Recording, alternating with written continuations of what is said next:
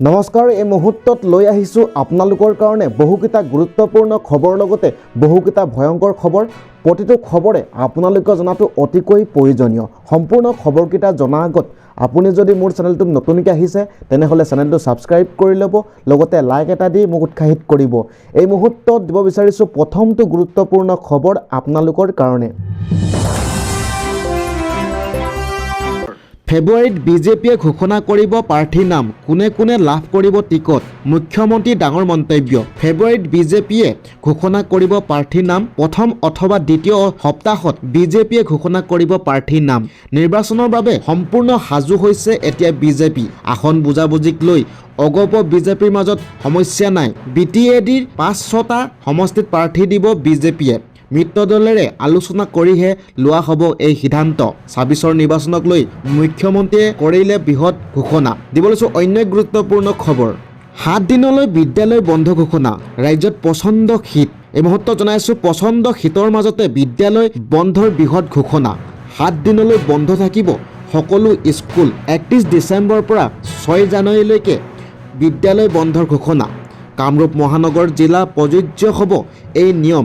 বিদ্যালয় পৰিদৰ্শে কৰিলে এই ঘোষণা। অন্য জিলাতো হ'ব পাৰে বন্ধৰ ঘোষণা। এই বুলি জিলা আয়ুক্তৰ কৰ্তৃত্ব শিক্ষা বিভাগৰ ঘোষণা। এই মুহূৰ্তত জনাইছোঁ শীতৰ প্ৰকোপক লৈ সিদ্ধান্ত প্ৰতিখন জিলাই। দিব লৈছোঁ অন্য গুৰুত্বপূৰ্ণ খবৰ। অখিল লুৰিণ বিজেপিৰ এজেণ্ট, কংগ্ৰেছৰ বাবে হ'ব পাৰে বিপদ। এই মুহূৰ্তত জনাইছোঁ বিৰোধী ঐক্যক লৈ মহাবিস্ফোৰণ মৌলানা বদৰুদ্দিন আজমলৰ। লুৰিণজ্যোতি গগৈৰ দল অজাপক লক্ষ্য কৰি ল'লে এইবাৰ আজমলে। ভিতৰে বিজেপিৰ বি টিম হ'ব পাৰে অসম জাতীয় পৰিষদ। যোৱা নিৰ্বাচনত অখিল লুৰিণে বিজেপিৰ এজেণ্ট হৈ কংগ্ৰেছক হৰুৱাইছে। বিজেপি আৰু তেওঁলোকৰ মাজত কোনো পাৰ্থক্য নাই। ৰাইজে সকলো কথা ভালদৰে গম পায়, সময়ত সকলো স্পষ্ট হ'ব। বিৰোধী ঐক্যক লৈ মহাবিস্ফোৰণ মৌলানা বদৰুদ্দিন আজমলৰ। দিব লৈছোঁ অন্য এক গুৰুত্বপূৰ্ণ খবৰ। হিন্দুৱে 3টাকৈ সন্তান জন্ম দিয়ক, মুছলমানে 7-8টা সন্তান জন্ম নিদিব। আহ্বান মুখ্যমন্ত্ৰীৰ। এই মুহূৰ্তত জনাইছোঁ হিন্দু লোকক 3টাকৈ সন্তান জন্ম দিবলৈ আহ্বান মুখ্যমন্ত্ৰীৰ। সংখ্যালঘু এলেকাত মুছলমানৰ সন্তান জন্ম দিয়া হাৰ বেছি হৈছে, কিন্তু হিন্দু লোকৰ সংখ্যালঘু এলেকাত সন্তান জন্ম দিয়া হাৰ কম হৈছে। মুছলমানক আমি 7ৰ পৰা 8টাকৈ সন্তান জন্ম নিদিবলৈ কওঁ, কিন্তু হিন্দু লোকে অলপ বেছিকৈ সন্তান জন্ম দিয়ক। এটা ভয়ংকৰ মন্তব্য, নহ'লে ঘৰ চাবলৈ কোনো নোহোৱা হ'ব বুলি মন্তব্য আগবঢ়াইছে মুখ্যমন্ত্ৰী হিমন্ত বিশ্ব শৰ্মাই। দিয়াৰ হাৰটো বেছি। আমাৰ হিন্দু মানুহৰ মাজত সন্তান জন্ম দিয়াৰ হাৰটো কমি গৈ আছে। গতিকে পাৰ্থক্যটো আছে। সেইকাৰণে আমি সকলো হিন্দু মানুহক কওঁ যে আপোনালোকে এজন সন্তানত নাথাকিব, অন্ততঃ 2জন জন্ম দিব লাগে। গতিকে যোনে পাৰে। আনফালে দিব লৈছোঁ অন্য গুৰুত্বপূৰ্ণ খবৰ। বদৰুদ্দিন আজমলৰ দুৰ্গ। হোজাই জিলাৰ বিন্নাকান্দিৰ সমষ্টিত নিৰ্বাচনী ৰণদংকা অজাপৰ।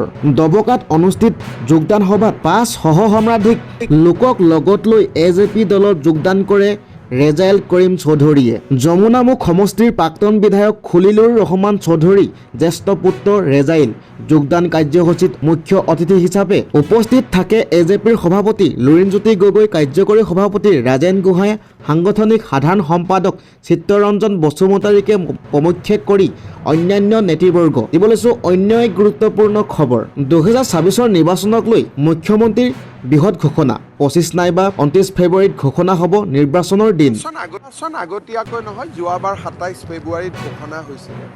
এইবাৰ হয়তো 25 ফেব্ৰুৱাৰীত হ'ব, নহ'লে 29 ফেব্ৰুৱাৰীত হ'ব। গতিকে ইলেকশ্যনলৈকে একজেক্টলি 57-58 ডেজ ঘোষণাৰ কাৰণে আছে। ইলেকশ্যন তাৰ এমাহ পিছত হ'ব। দিব লৈছোঁ অন্য এক গুৰুত্বপূৰ্ণ খবৰ।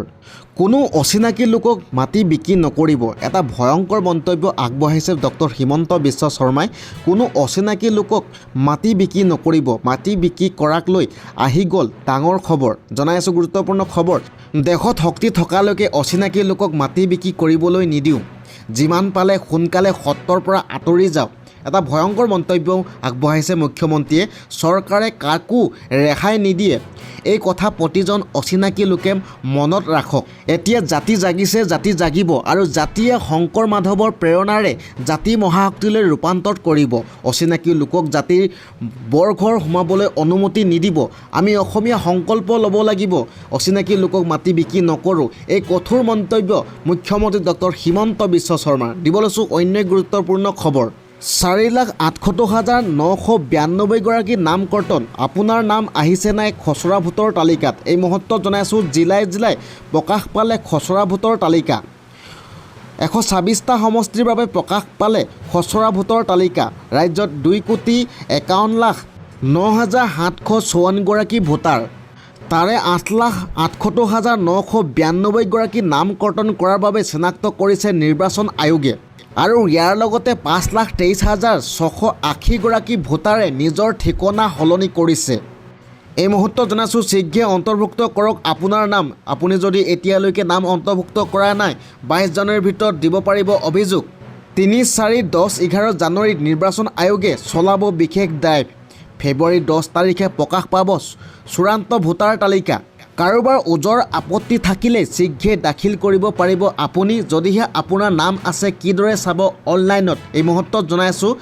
যিকোনো সহায়ৰ বাবে BLOৰ সৈতে যোগাযোগ কৰক আপুনি মুকলি কৰি দিয়া হৈছে হেল্পলাইন নম্বৰ 1950ত ফোন কৰি আপুনি অভিযোগ দিব পাৰিব দিব লৈছোঁ অন্য গুৰুত্বপূৰ্ণ খবৰ আপোনালোকৰ কাৰণে উচ্ছেদৰ বিৰোধিতাৰে দিল্লীৰ কঁপাব মুছলিম ছাত্ৰ সন্থাই তীব্ৰ আন্দোলনৰ হুংকাৰ এই মুহূৰ্তত জনাইছোঁ এটা ভয়ংকৰ খবৰ এইবাৰ অসম নহয় দিল্লীৰ কঁপালে মুছলিম ছাত্ৰ সন্থাই উচ্ছেদৰ নামত চৰকাৰে ৰাজনীতি কৰাৰ অভিযোগ অসমৰ ভিন্ন প্ৰান্তৰ পৰা দিল্লীত উপস্থিত হৈছে প্ৰতিবাদকাৰী দিল্লীৰ মন্ত্ৰযন্ত্ৰৰ বাহিৰত প্ৰতিবাদ অন্যায় অত্যাচাৰ উচ্ছেদ জনবিৰোধী কামৰ বিৰোধিতাৰে প্ৰতিবাদ চৰকাৰৰ বিৰুদ্ধে দিল্লীত উত্তাল প্ৰতিবাদ মুছলমান ছাত্ৰ সন্থাৰ শীঘ্ৰে সংস্থাপন নিদিলে 2026 নিৰ্বাচনত উত্তৰ দিয়াৰ হুংকাৰ দিছে ৰাষ্ট্ৰপতি আৰু প্ৰধানমন্ত্ৰীলৈ স্মাৰকপত্ৰ প্ৰেৰণ কৰিব প্ৰতিবাদকাৰীয়ে এইবাৰ অসম নহয় দিল্লীৰ কপালে মুছলিম ছাত্ৰ সন্থাই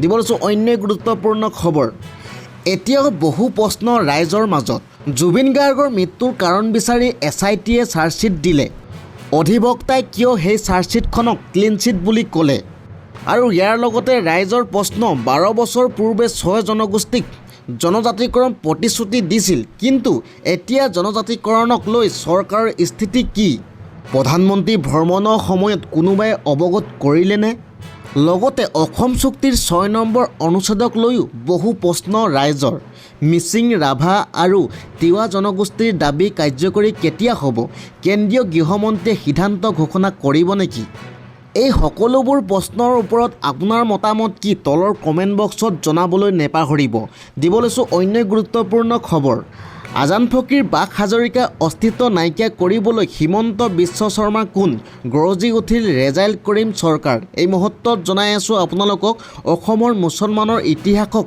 বিতৰ্কীকৰণ কৰিছে মুখ্যমন্ত্ৰীয়ে আজান ফকীৰ ক'ৰ পৰা আহিল বুলি মুখ্যমন্ত্ৰীয়ে প্ৰশ্ন কৰাটো দুৰ্ভাগ্যজনক আজান পীৰ চাহাবক লৈ তুষ্ণ তাচিল্য কৰিছে হিমন্ত বিশ্ব শৰ্মাই মুখ্যমন্ত্ৰীয়ে কোৱাৰ দৰে আজান পীৰ লগত থাকিলে জাতি দুৰ্বল হৈ পৰিব বাক হাজৰিকা অস্তিত্ব নাইকিয়া কৰিবলৈ হিমন্ত বিশ্ব শৰ্মা কোন মুখ্যমন্ত্ৰীৰ মন্তব্যক লৈ গৰজি উঠিল এইবাৰ আমছুৰ সভাপতি ৰেজাইল কৰিমৰ আৰু ইয়াৰ লগতে হিন্দী ভাষীৰ লবিৰ ওচৰত আঁঠু লৈ জাতিক ধ্বংস কৰাৰ ষড়যন্ত্ৰ ৰচিছে মুখ্যমন্ত্ৰীয়ে ইতিহাসে নজনাকৈ জনতাক সাধু কথা শুনাব বিচাৰিছে মুখ্যমন্ত্ৰীয়ে দিব লৈছোঁ অন্য গুৰুত্বপূৰ্ণ খবৰ মছজিদত চলিল বুলডোজাৰ এটা ভয়ংকৰ খবৰ আপোনালোকৰ কাৰণে বেদখলকাৰী চকুত চকু পানী আমাৰ ইমান ধুনীয়া ঘৰটো ভাঙি দিছে আমি চাই আছোঁ আমাৰ এমন ধুনীয়া এটা ঘৰ আছিল সেই ঘৰখন আজি ভাঙি দিব